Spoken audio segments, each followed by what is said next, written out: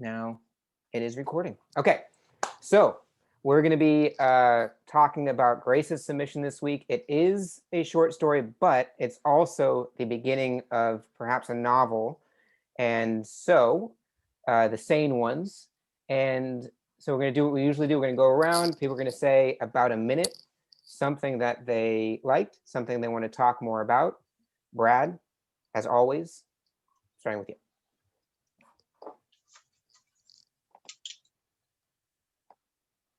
And you're muted.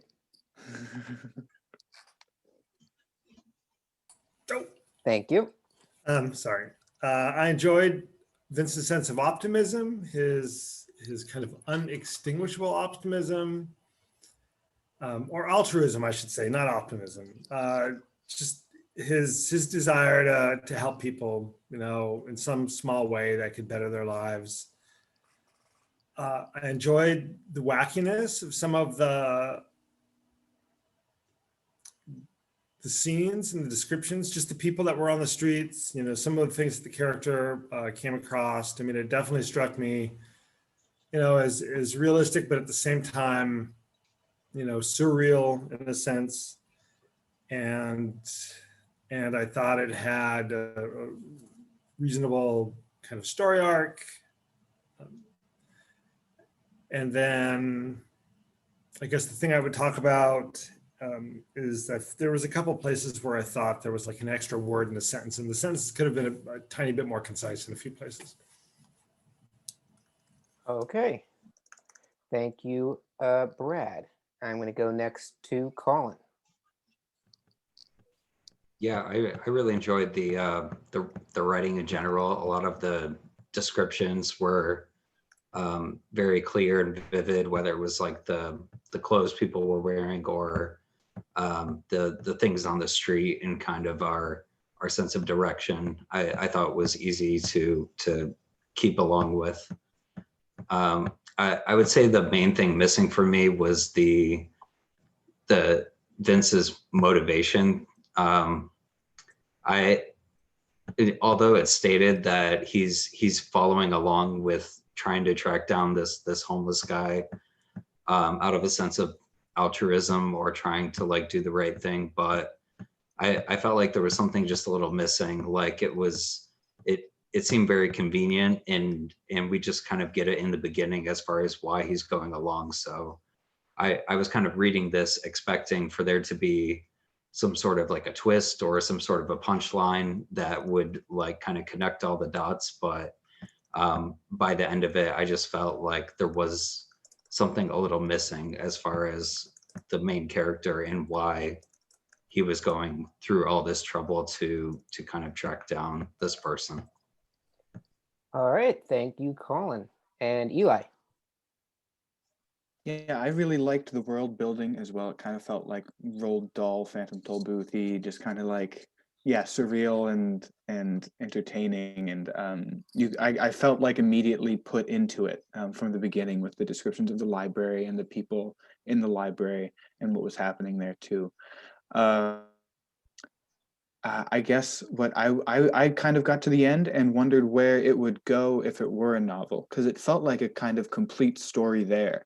Where the whole mission was almost accomplished, and then there was kind of a bit of like kind of a satisfying where you see the title at the end of the sentence too, and at the very end of the story, I mean. And so I felt like it was yeah, I was entertained and definitely was like drawn into the story, but if it were to be more of a novel, I wasn't sure where it would go from there. Okay, thanks, Eli. And Dean. I think I would echo things other people said, which I'd have trouble pointing to.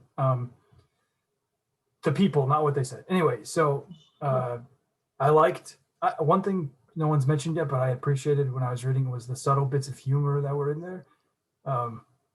They were sprinkled in such a way that I genuinely felt them every time I read them. It wasn't an excess. It wasn't a shortage. It was just nice, and I thought that was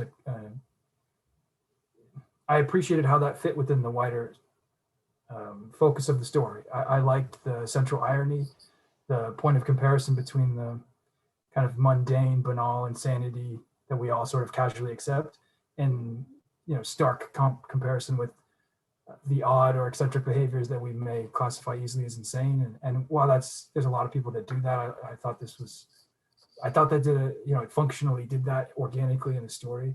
If anything I would say about that is maybe there are some points where the author is making sure we're aware that's what's happening.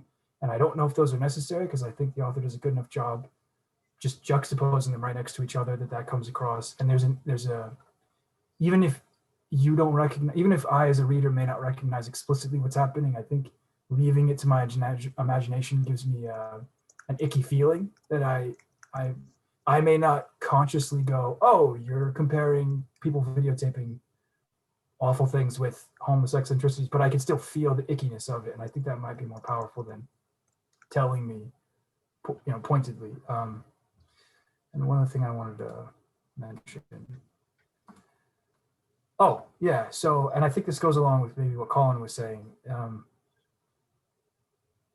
The stakes and the motivation, because he's on this, and I'll tell you why, and then I'll stop. He's on this sincere, effortful journey because he keeps kind of, we keep being reminded that he's a good person, which is nice. It's actually really nice to see, like what Brad was saying. But then he stops and gets a vegan burrito, like in the middle of this very pointed moral quest. And so that I was already maybe feeling a little muddled about. I think it's a combination of stakes and motivation. I think one kind of takes care of the other in this, because the way it's kind of self-contained.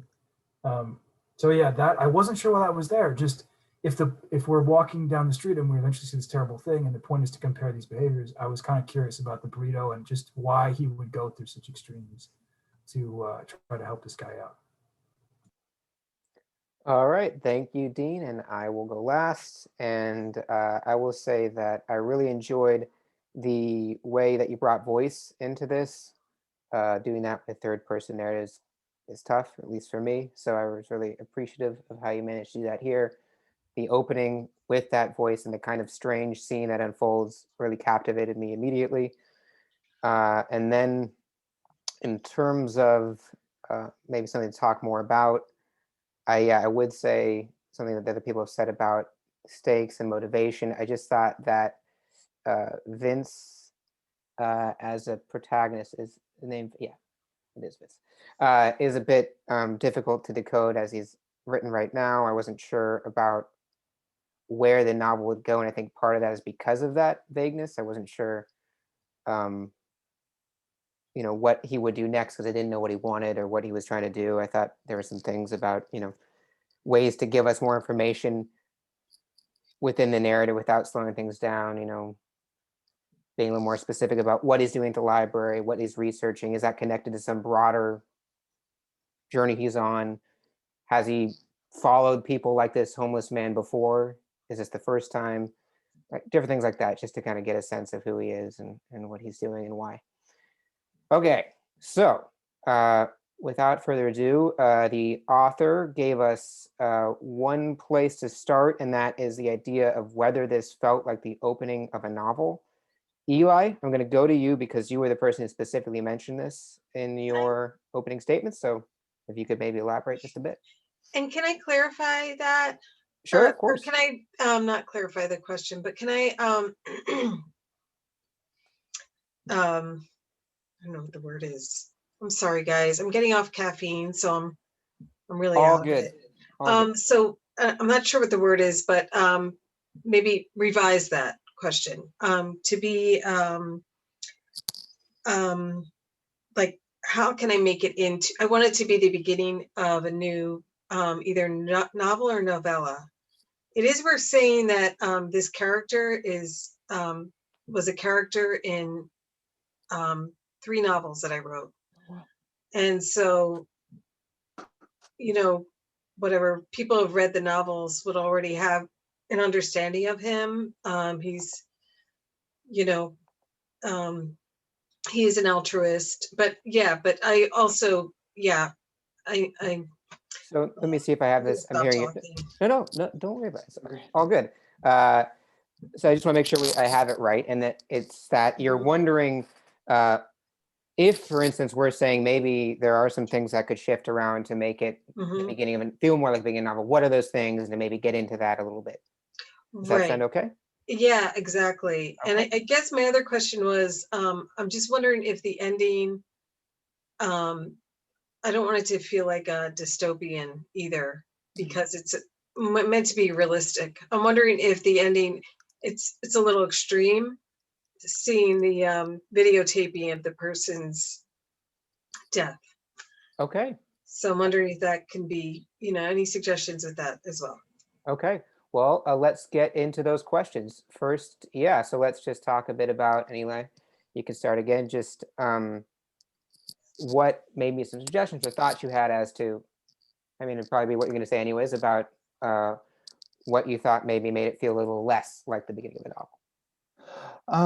Well, actually, I felt like it was a good. I felt like it could definitely function as the beginning of a novel. It felt very mise en scene. Like I definitely felt dropped into a story, which I guess you can take either way, because I think when you're dropped into a story, it kind of feels like there could be some in the beginning. But I kind of like how quickly it gets started and that like immediately happening.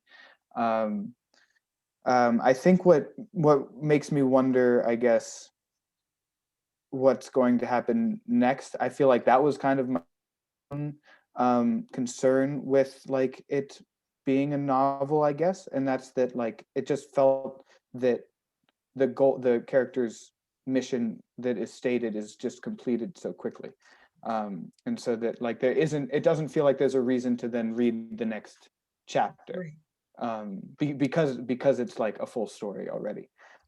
So I guess either like cutting it off earlier, well, you can figure out, I guess, how you would want to approach that. But I think that is kind of where my concerns would lie, in that we have this character on his mission that is already, I guess.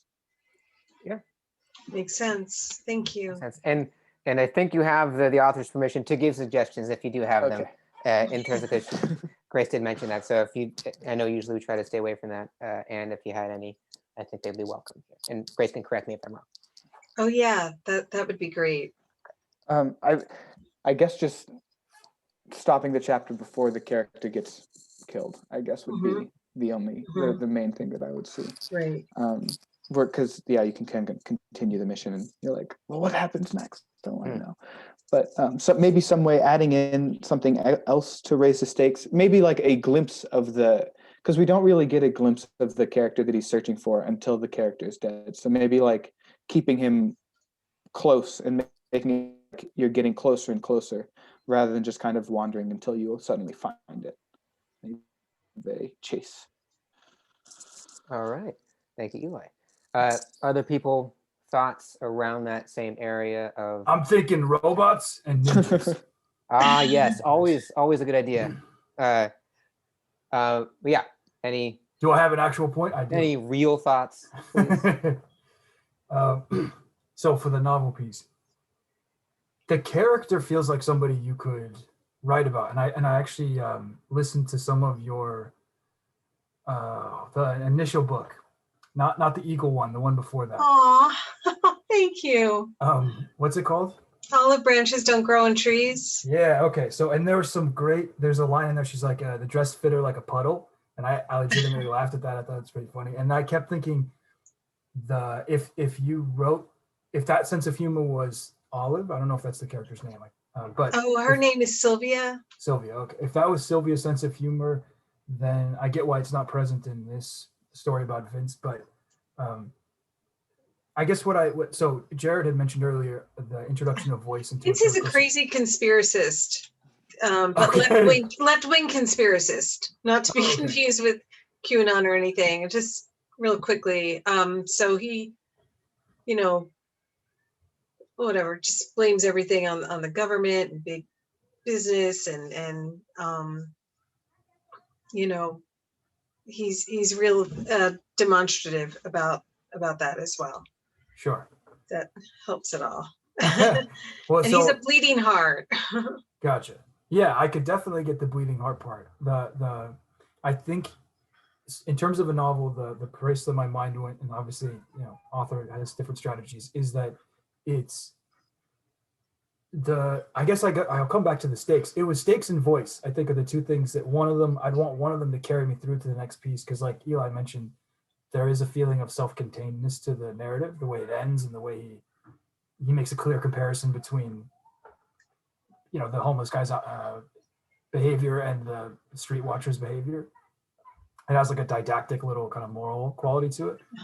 Not like Kafka-esque, but just that little bit of morality tale. And so as the beginning of the novel, I don't know if I've ever seen anything that does it quite like that, but I wouldn't know why. I don't there. So you can, I think obviously there's, the standard advice in a lot of ways for a story circle and stuff like that is to introduce a character where they live, how they live, and then introduce the plot somewhere along the way. And then this is arguably introducing us in some sense of action, right? Because we're getting like a cold open of him dealing, responding to this fight. But I have no idea what the book is about at all, I guess, at this point.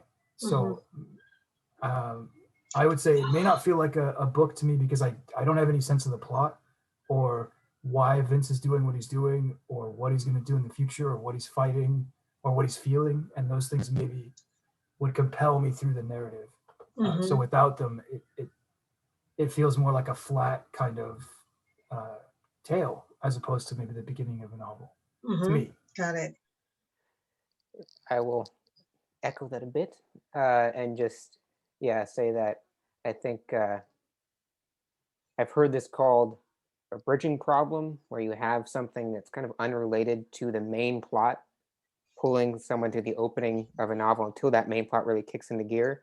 And usually what happens is there's that overarching, the bigger plot is present. It isn't kicking off, but the stakes, like what the character wants that's going to get them into that bigger plot, are introduced. And I mean, maybe some of that's here with the, looking at how insane we all are, maybe, and his desire to help people, and that's probably going to propel him through whatever happens next, I would guess. And at the same time, maybe introducing a bit more of that a bit earlier, so we know more about who he is, what he's doing, and where the story might go. Because like Dean, I also wasn't sure. And maybe some of it has to do with the fact that you did write other books with this character in them.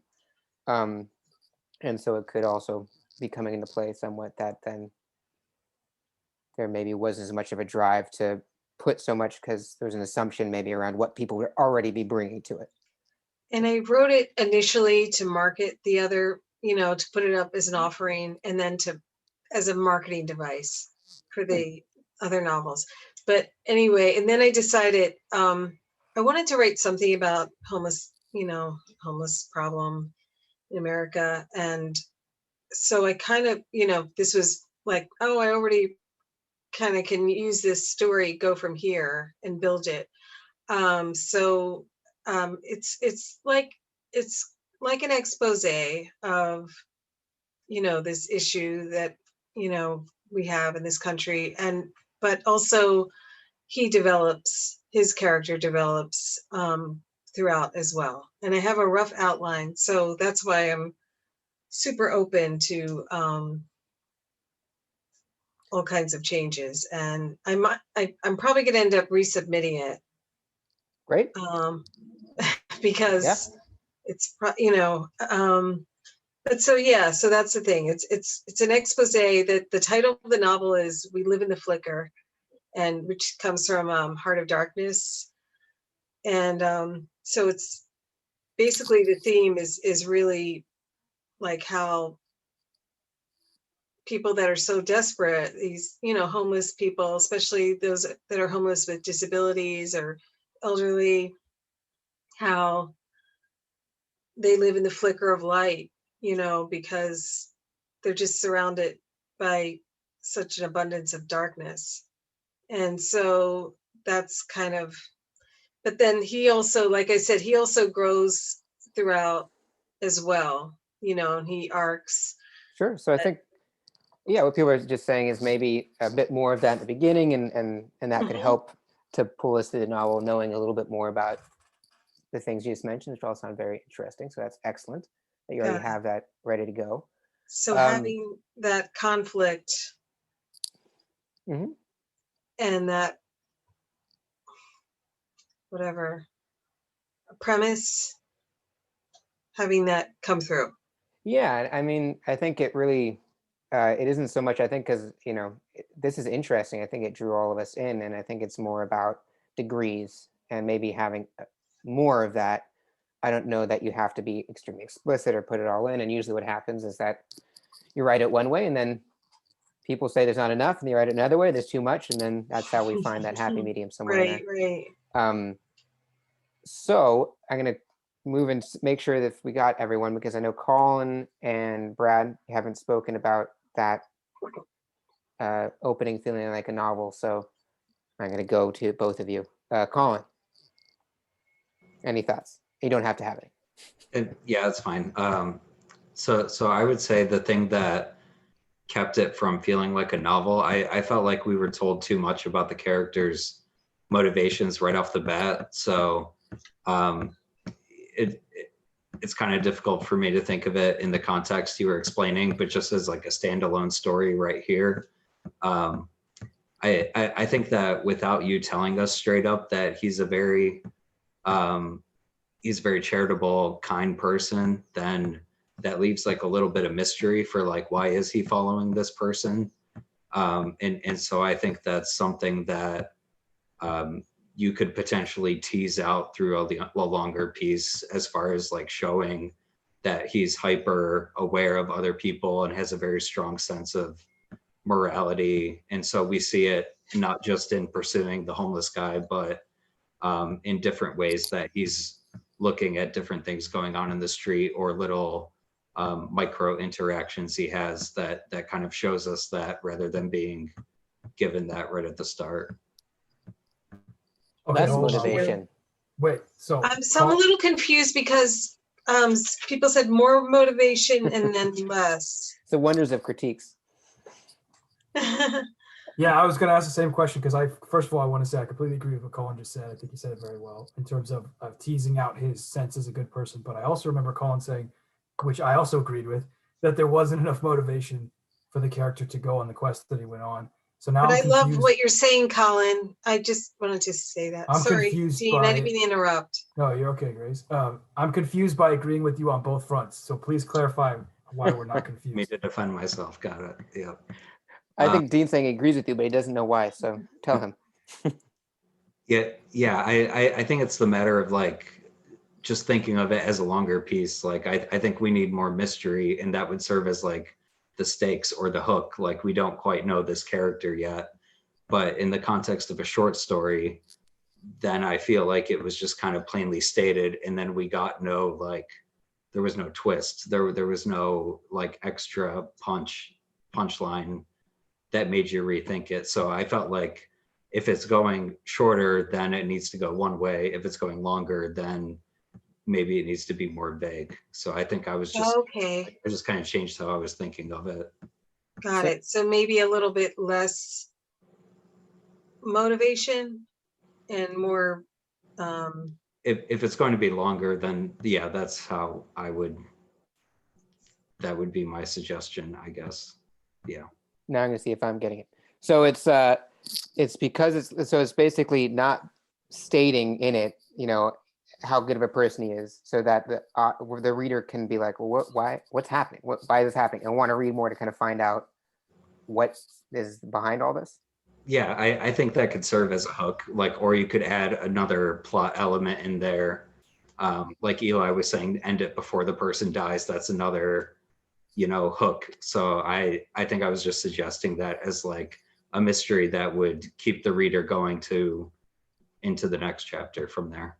Now I'm questioning my critique. Thanks a lot. You've confused me. No, that makes a lot of sense. That's a good point. Brad, anything to add? Brad. Yeah. I agree with everything everyone said. I would say that, yeah, I think it does feel like a short piece, and that it does wrap up quite nicely at the end.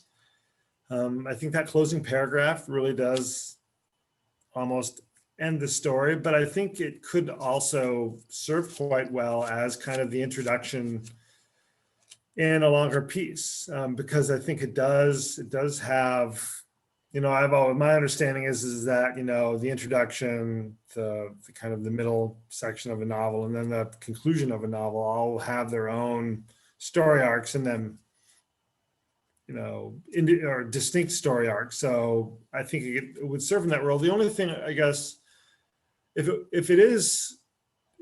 we're looking at it in the context of a longer piece, then yeah, you might either want to soften the end of the paragraph so it's less of a definitive ending, or like I think a number of other people have said, I would need there to be more hook, because I don't have any idea of what he might be doing after this chapter ends. I mean, there's that, I don't want to say vague, but we're given a glimpse that, he's going to turn his kind of altruism towards the supposed sane ones and try to help them. But that's just one sentence in the last paragraph. And I guess I would want that to be a little bit more clear as to exactly what he's going to do, or how he's going to try to help these people. That's given to us sometime, a page or so before. So we know that it's going to carry through. And he's not going to help them. So I could, I'll definitely have a different ending.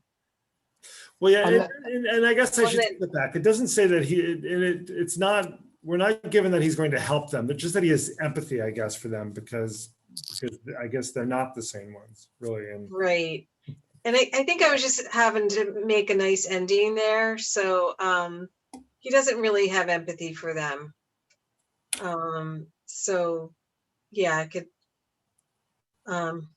I just wanted to somehow like clarify, hey, these are the crazy people, and this whole thing, like videotaping atrocities, is just insane. But yeah, I don't need to have that in there.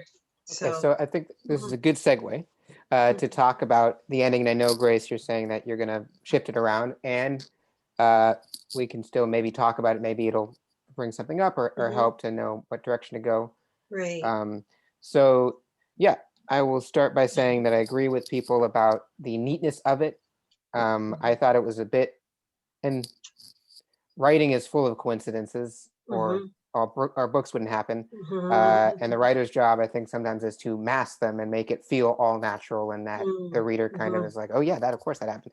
So I thought when the person that got run over and died was that homeless man, unless that comes back in some way and is shown to be for a purpose or a reason, or there's some conspiracy going on, like he suspects, it sounds like, where that happened, then it did feel a bit neat to have that be who gets it at the end, and kind of feeds into what people were saying about the ending. And maybe it sounds like this is what you're going for, because this piece had a certain purpose at one point. Yeah. To serve that purpose, it needed that ending. So it sounds like maybe now you're looking at it differently. And so, yes, I want to open the floor to thoughts about the ending. Eli, it looks like you're about to say something. Or just any thoughts in general about how it can be shifted into a first chapter. Yeah. So going off of that, I was thinking that I would like to see more, like, rather than have, because the first time we see the homeless guy that he was searching for, since he sees him in the library, he's dead. I was thinking I would like to see glimpses of him, and that could be what propels a bit of the book, is like searching for this man. So if it looks like the guy and then he gets closer and it turns out it's not the guy, then that could be one way to kind of introduce this bit of a cat and mouse chase thing, while not really completely changing everything, and you can kind of see where you could go next, because the search is still going while you're also able to kind of make this point that it seems like is needed to be shown at the beginning. That's a good idea. Other thoughts about the ending? I liked what Collin said about, like, first, I figured out how I disagree with him. Second of all, I also really like his idea. The idea being that we don't understand Vince's altruism as the reason why he's chasing this guy. He's just chasing a homeless guy. Like that has more of a hook to me than than us knowing why he's doing it there. However, like especially if it's paired with Vince's left QAnon, I don't know what you call that. Like if he's having those thoughts while he's chasing this guy, Not QAnon. Just, and then we're watching the homeless guy react to being chased in a way that is appropriately paranoid to us as the audience, but not to Vince, because Vince is trying to help him, obviously. And the homeless guy is driven into traffic in part because of his response to being followed by Vince. There is this neat little, he's doing the following, and he's the left-wing guy who's a person who thinks of government conspiracies, and then he's the person who's following this homeless guy. So he's actually acting as kind of a big brotherly figure as he's like chasing this guy down. Anyway, I just think there's a neat little parallel there. But also just for the hooky sense of it, if I'm watching a crazy guy follow another crazy guy, not crazy, maybe I don't want to be like, but watching a character whose inside voice feels unstable in the circumstance that it's in, follow somebody who's reacting paranoid. I'm curious. I'm super curious about what's happening. Yes, and I just want to say we're giving suggestions only because, Grace, you did mention that you're open to them. And yeah. No, I know. Making sure that's okay. I really appreciate this. Is great feedback, Awesome. guys. Excellent. And so other thoughts on the ending, more thoughts on how maybe to move this so it feels more like the opening to a novel. Leaving that open. And if there aren't, Brad? Yeah, no, I was going to say, the thought I had, I definitely agree with the train of thought that Collin and Dean have put forth, not well, or of either not having the homeless man die or of what Dean suggested, maybe having him die because of actions taken by Vince. As I was listening to them talk, I wondered if another way to segue this into a longer piece would have had, after Vince witnesses the man's death, if Vince, realizes that this isn't the first time this sort of thing has happened, and that, he seems to be either followed by or maybe surrounded by tragedies like this. And, and that leads him to then investigate, why these things keep happening, I'm so sorry. I keep interrupting, guys. That sounds good. Thanks, Brad. I wanted to mention, though, I should have said this earlier in the outline. I wanted to have, after this incident, it's so powerful for him that he goes about and meets other homeless characters and hears other stories, and eventually it ends up having like a positive, like the last story that he hears is somebody who survived homelessness and is actually now a social worker. And so it's whatever. That's kind of like a loose plot of what it's going to be. And him getting exposed to this, and then also him at some point, like he has a judgment towards the people that are, the rich young San Franciscans that he's seen that he feels like they have no empathy or compassion, and he meets somebody who is different than that, and it changes his way of thinking. You just reminded me of something. I just want to bring this up. Popped in my head. So yes, I didn't know this was in San Francisco. So that's one of the things I did want to mention. It does say the Bay in it, but I didn't know it was the city by the Bay. So I think maybe establishing that somewhere. Okay. Although there may be something I'm missing where there's references to it in it that I miss. It mentions Berkeley too. Oh, it does mention Berkeley, right? Yeah. There you go. I knew there was something I missed. That's okay. Thanks, Eli. But make me look terrible. It would be better to have it like right up front so people know. Yeah. It's more just me missing something. And I did want to get to some other notes that people mentioned. So Dean had mentioned that sometimes it felt a little too explicit with pointing out that, people who we think of as sane are actually engaging in actions that maybe are unwell. Dean, did you want to maybe elaborate or get a little more specific with that? Well, I feel like I've spoken enough. So if with the moderator's permission, I'm going to slingshot my question to somebody else. Collin. Oh my God. All right. Collin, I don't know, man. What do you got? You don't have to say anything. On anything or Anything you want. This piece of writing, your life. No, No, this is get terrible into the story. moderation. Give him my question, moderator. I'll come up with something. So No, the question was, if you didn't hear it, was about the writing maybe being a little explicit with pointing out that some of the actions that we accept as a society are actually demonstrating that the person maybe is not doing too well mentally. Any thoughts on that or anything else? yeah, I found that kind of interesting. Like I didn't nail down for sure that it was modern day San Francisco. I left it a little open. I thought maybe this is like, maybe there was kind of a weird sci-fi vibe going, but I wasn't exactly sure on that even up until the end. I was like, this could still be kind of the future, but yeah, I think just based on the wackiness of like the details and stuff, I wasn't sure if it was kind of a caricature of reality or if it really was like a sci-fi setting. You know what did that to me? It starts with a square man. Like that's the description of the guy. And I'm like, oh, okay, fantasy square, literal square man. And then there's a guy bent over like a candy cane. And I'm like, okay, square people, candy cane people, firmly in fantasy, got it. And then there's homeless people and it smells like garbage and piss. And I was like, not Fantasyland anymore. So I don't know if that was true for Collin or not, but that description, the square man, I think just because it was right at the beginning, kind of like gave me a little, I wasn't sure what was happening. And that's Maybe a little too much wackiness then. You know, I did Possibly. have the note in here, and I want to see where it is, where the woman walked by with a chicken on a leash. And Yeah. although I know that, you know, that, and maybe this actually goes to what Dean was talking about maybe being a bit too explicit with, look at these wackadoos or whatever it is. And maybe that parade of oddness did. Oh, become a maybe little- I will spread out the parade. I want to spread the parade out. Why not spread out the parade? See how it goes.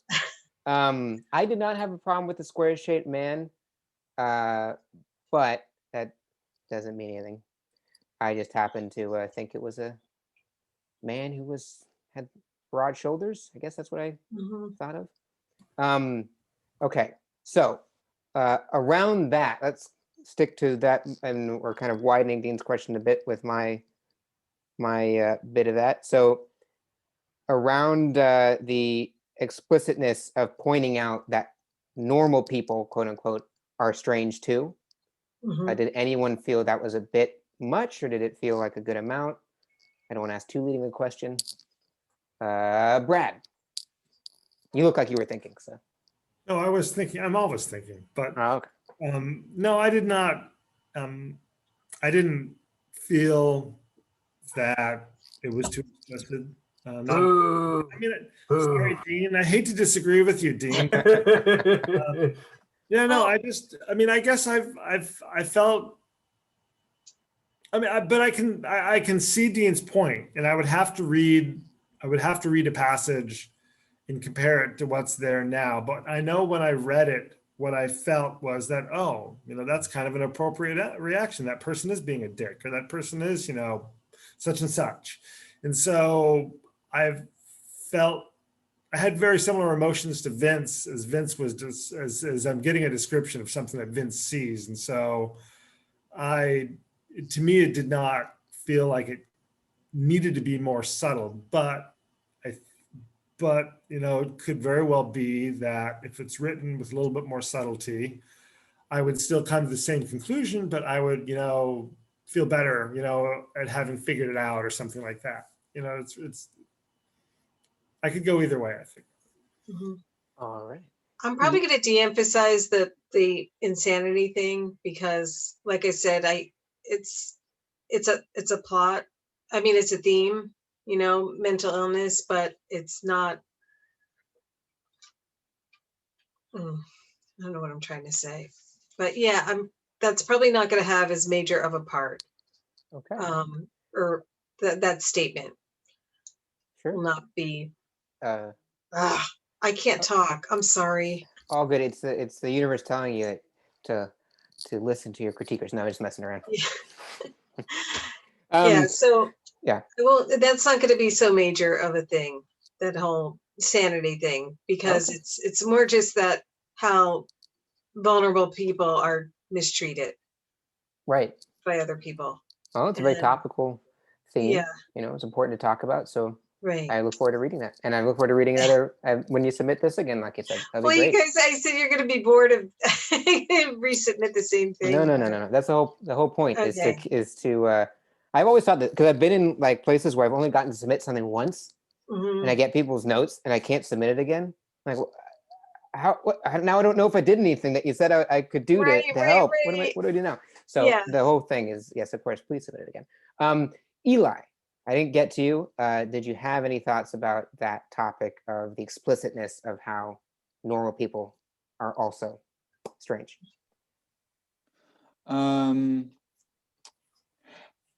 When I was reading it, that didn't particularly like jump out at me.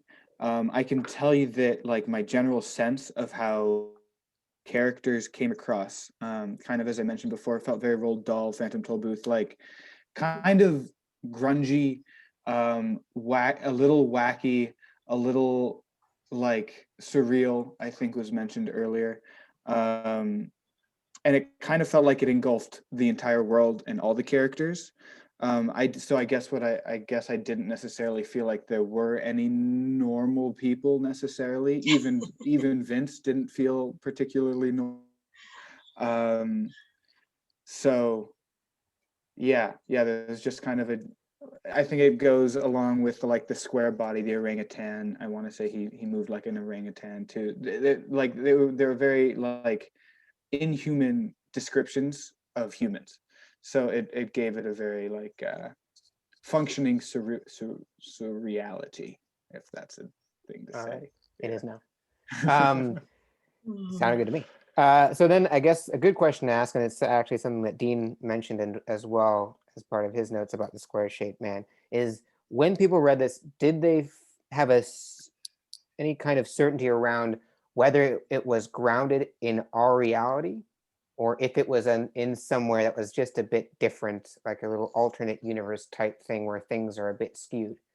Because I think that may be important to the rest of the book that we get one of those or the other. So any thoughts on that, whether it felt grounded in reality or somewhere else maybe?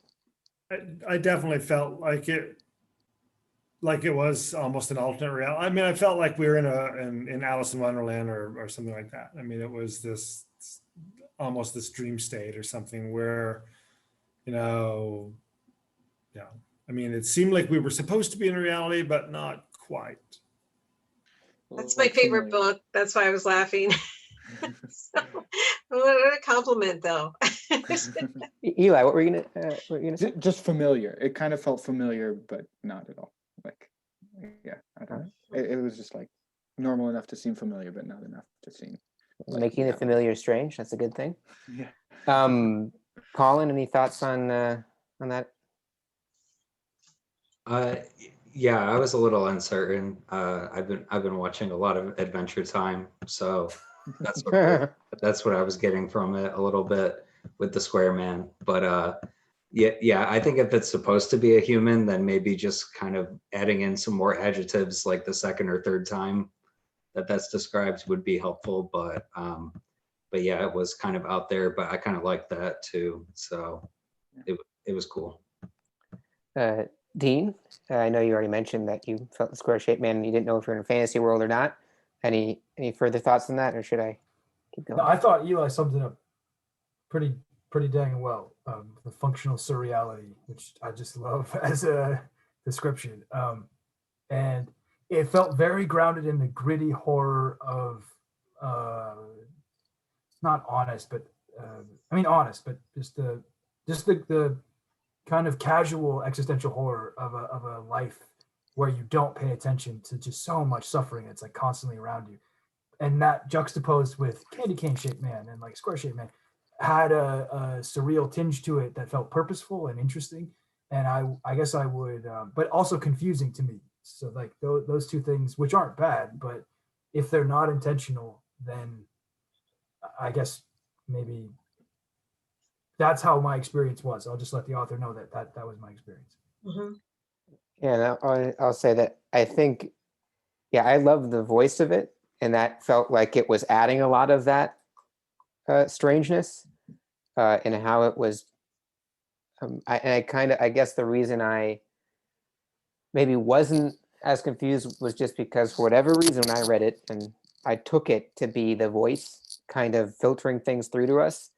And so I thought it was grounded in reality. And then that's why it kind of stuck out to me when this parade of things happened. I was kind of like, oh, wait, like why this doesn't seem realistic. And it felt like the rest of it was realistic. And I love the opening. And it's so hard to come up with openings that are interesting. And I thought this really was, and it kind of was an interesting thing of presenting this interaction that is pretty mundane, like someone's reading over someone's shoulder, and somehow it was very interesting. It kind of was. I was like, huh, I should do that. One So that thing I really was. thought, oh, I'm sorry, I didn't mean to interrupt. Yeah, One thing I thought of doing, because I might completely, I don't know yeah. what I'm going to do right now, but I was thinking of having it through that guy's perspective, through writing the story through this square-shaped man's perspective, which would be so hard to do, but Yeah, be that a would be hard. challenge. I think that would be walking a very, very thin tightrope Yeah, of yeah, trying to put yourself in those shoes, okay. Yeah, and it you know would. what I mean. It would. That'd be tough. Okay. Not to not do it. Yeah. I think ambitious writing is a lot of times the most worthwhile writing, and things that you know But tough yeah, but are I often. think it's beyond me. Well, that's not what I meant at all. I No, just meant no, yeah. I know you didn't. But I think it is.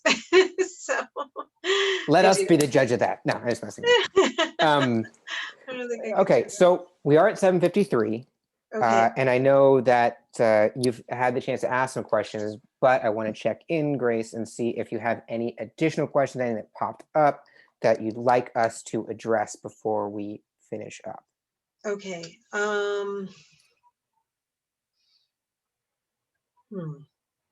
So I just want to clarify then.